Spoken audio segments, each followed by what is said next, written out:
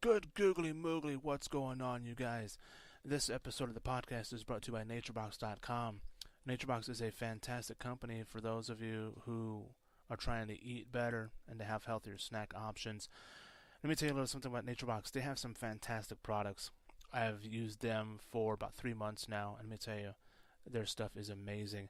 Check this out: dark cocoa almonds. They have garden tomato crunchies. They have coconut cashews. They have sriracha roasted cashews. Those things are unbelievable. They have chipotle maple almonds. They have Peruvian corn kernels. They have sea peas. They have sunflower seeds. If you're looking for dried fruit, they got you covered there. They have cranberry medley. They have one cherry berry bonanza that I actually just finished today, and that's a fantastic one. If you like dried fruit, they have you covered there. Apricots and apples and pears and figs. Just some fantastic stuff. And if you're wanting some sort of a trail mix or a snack mix type option, they have you covered there. They have Harvest Nut Mix, excuse me, that's a fantastic one. Zesty Noodle Crunch is one of my personal favorites. That one I really enjoy. Apple Cinnamon Crave is one that's on my list. Just some fantastic stuff. I really do have some fantastic stuff. And I have a deal for you guys. If you go to lookingbackpodcast.com, click the NatureBox button on the front page or the banner, and when you sign up and check out, if you use the coupon code SHARE10 off, you'll save $10 off of your first box. And just it's a really great product. I really can't say anything nicer about this company. It's just fantastic. If you are vegan, they have options for you. If you're trying to have a low sugar diet, they have options for you. Low carb, they got you covered. If you are gluten free, they have some things there for you as well. If you're wanting stuff that's spicy or sweet or savory or tart, they got you covered. I mean, they really are just a fantastic company. If you're trying to avoid dairy, they have stuff. I mean, they have stuff for everybody. And it's just a fantastic company. And definitely check them out. Like I said, lookingbackpodcast.com, use the NatureBox banner on the front page, and use the coupon code SHARE10 off, and save yourself,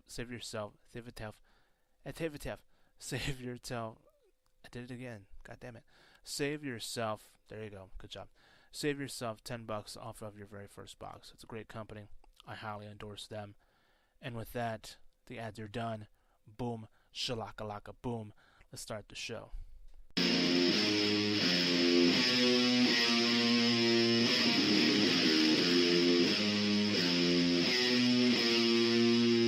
goes the neighborhood.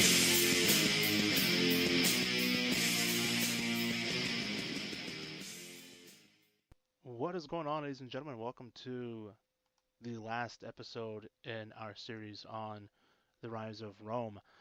And before we get right to the show, I want to talk to you about a couple of things. We're brought to you by Amazon.com. If you want to purchase something from Amazon and you want to help the podcast out, go to lookingbackpodcast.com, and click the Amazon banner on the front page. And out of whatever you buy, a small percentage comes back to this show, and it's a great way to help us out. Also, if you want to donate directly to the podcast, we're also brought to you by PayPal.com. PayPal, I've been using that for quite a while, and when I burned out from doing the podcast last year, I had my what I call "fuck that shit" moment. I kind of let it go, but I'm bringing it back. If you want to donate to the podcast directly, use the donate button on the front page, and there's two options. One, you can do a one-time donation, or you can do a monthly donation. I'm also going to put a link in the description box below to a video that I did a while back called Why Support Looking Back. That'll explain a lot better what the perks are for those who donate to the podcast. That way I don't waste time, talking about it here. But with that, talk a little bit about the history of the Roman Empire. It's some really, really interesting stuff, and this is what got me into history in the first place.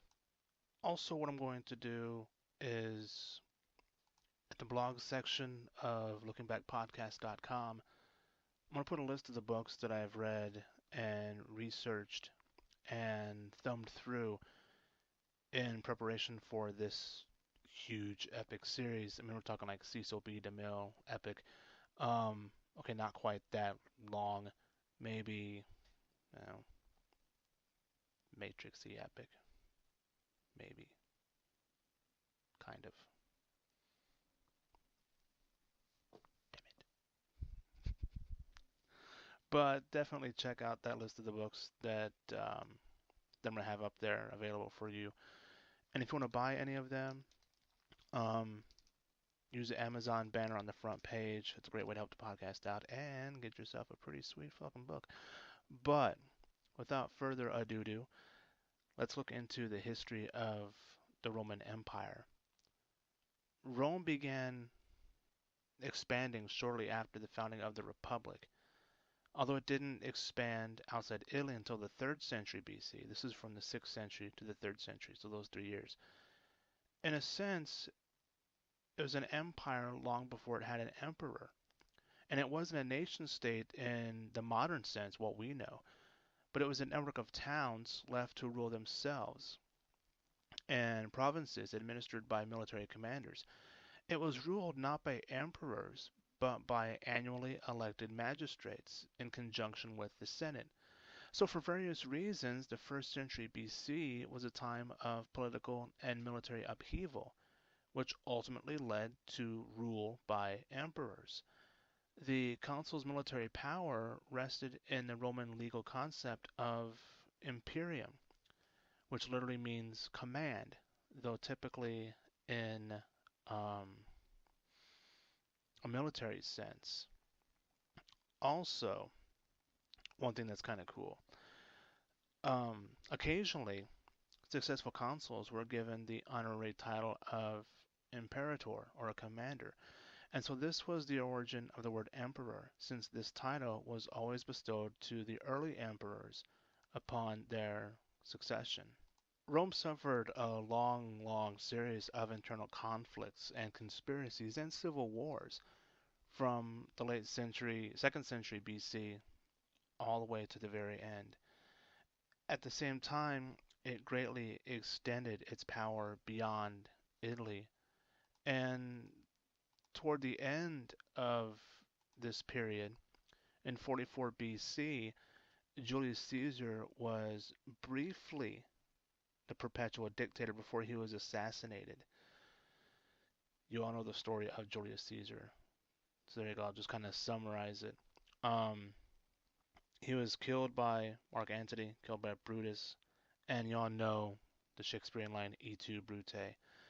Antony and Octavian's division of the Roman world between themselves didn't last after the death of Caesar, and Octavian's forces defeated those of Antony and Cleopatra at the Battle of Actium in 31 BC. In 27 BC, the Senate and the people of Rome made Octavian first citizen with imperium, thus beginning the Principate, the first epoch of Roman imperial history, usually dating from 27 BC to 284 AD, and they gave him the name Augustus, which is Latin for the venerated.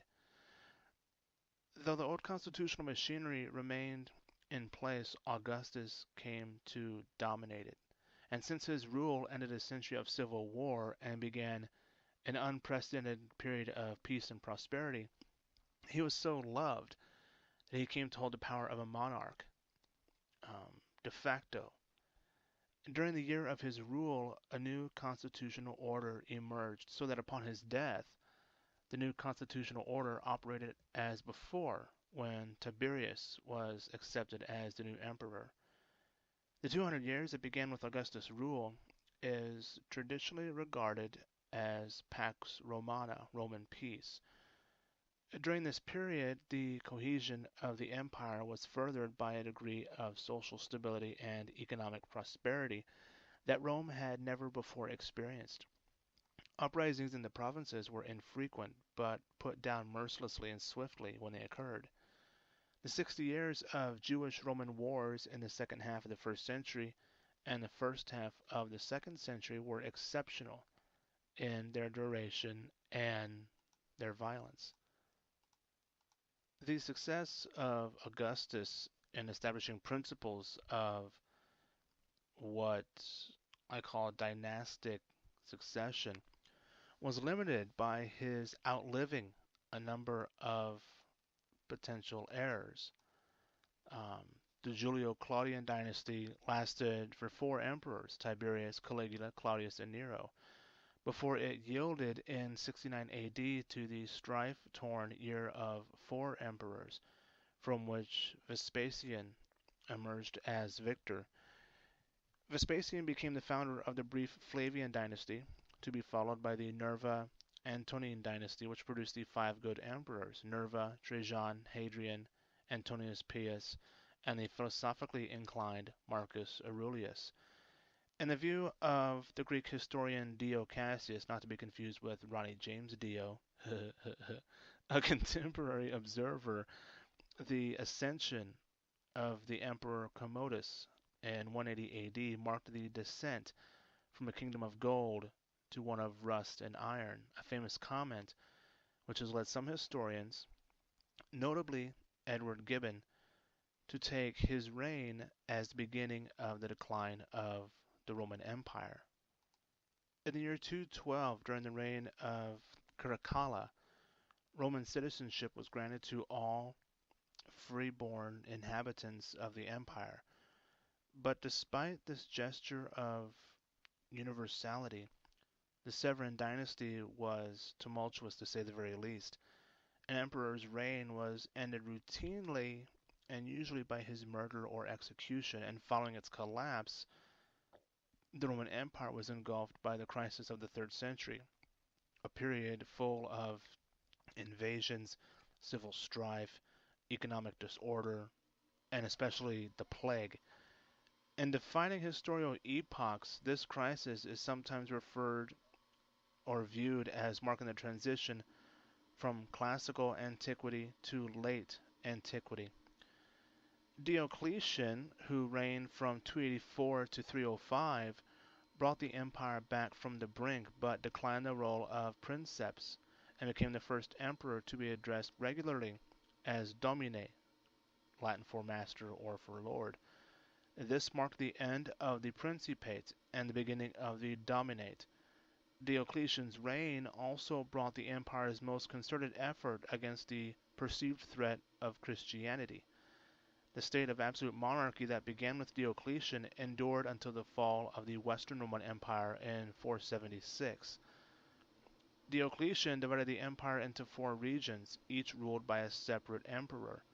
That was known as the Tetrarchy, not to be confused with the Tofurky. Confident that he fixed the disorders that were plaguing Rome, he abdicated along with his co-emperor, and the Tetrarchy soon collapsed. Order was eventually restored by Constantine, who became the first emperor to convert to Christianity, who established Constantinople as the new capital of the Eastern Empire. And during the decades of the Constantinian and the Valentinian dynasties, the empire was divided along an east-west axis and with dual power centers in Constantinople and Rome. The reign of Julian, who attempted to restore classical Roman and Hellenistic religion, only briefly interrupted the succession of Christian emperors. Theodosius I, the last emperor to rule over both East and West, died in 395 AD after making Christianity the official religion of the empire. The Roman Empire began to disintegrate in the early 5th century as Germanic migration and invasions overwhelmed the capacity of the empire to assimilate the migrants and fight off the invaders. The Romans were successful in fighting off all invaders, most famously Attila the Hun. Though the empire had assimilated so many German people of dubious loyalty to Rome, the empire started to dismember itself. Most historians place the end of the Western Roman Empire in 476, when Romulus Augustulus was forced to abdicate to the German warlord Odoacer. By placing himself under the rule of the Eastern Emperor rather than naming himself emperor, as other Germanic chiefs have done in the past, Odoacer ended the Western Empire by ending the line of Western emperors. The Eastern Empire exercised diminishing control over the West over the course of the next century. The empire in the East, known today as the Byzantine Empire, but referred to in its time as the Roman Empire, or by other names, ended in 1453 with the death of Constantine XI and the fall of Constantinople to the Ottoman Turks. And with that, the Rome series is done. I want to thank you so much for listening. Thank you for taking the time out to check me out, to check the podcast out. It really does mean a lot to me. Keep a lookout for what's coming down the pike in the the ways of the podcast. I have several ideas that I'm working on, several topics that I want to kind of delve into. And if there's something that you want to know about, or if there's something you have a question about, let me know. lookingbackpodcast@gmail.com is a great way to let me know what you think. If you have a suggestion, if you have a question regarding a current series, or if you have a show suggestion or something that you would like to learn about, I'll definitely do the best I can to answer whatever questions that you have. But again, lookingbackpodcast@gmail.com. And with that, thanks for listening. I really appreciate it. Keep your eye out for what's coming down the timeline. Like I said, I have several things I'm working on, and it's just going to keep getting better and better. So, thanks for listening.